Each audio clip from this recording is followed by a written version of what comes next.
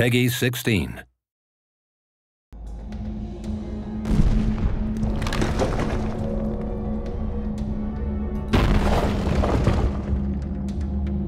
Red Sun is an alternate universe where Superman, instead of landing in Smallville, actually lands in Soviet Russia. And it's the events of how he would have turned out had he been part of a communist country. The storyline is just one of the most intriguing ones. If he lands in Russia, is really what it's all about.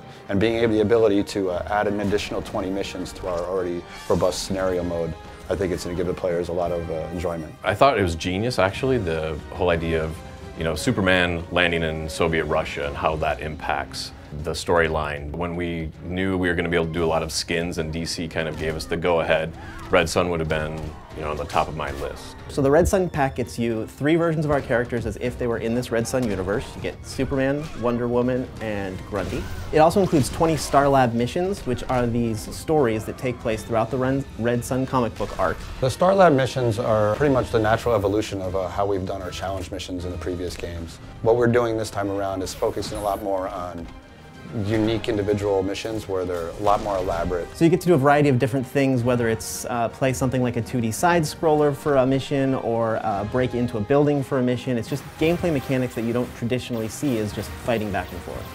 So my favorite thing about the Red Sun design on Superman is the way they took what is still a traditional costume and really gave it this militarized feel. So there's the obvious design element of the hammer and sickle replacing the S for his shield. We hold the S shield for Superman in very high esteem, and it's interesting to see, the hammer and sickle put into that S shield, and I think the graphic of that is really cool. But you also get to see these sort of dark colors and these tight stitching on his collar that really makes him look like this militant figure. We use more of an S-Shields type belt for Superman, where I think in the comics it was a little more circular in design, and Wonder Woman had a type of matching belt in the comics. I think the color scheme is awesome, right? Because we have the black and the grays, and then you have that stark red against that. Red Sun Grundy doesn't actually exist in the comic book. We really wanted to expand the universe of Red Sun, so we picked a character that we thought would fit really well in there. So we added Grundy, who's this big communist sort of comrade friend. Red Sun Grundy has a few things that are different and I thought were really cool to add in that gave that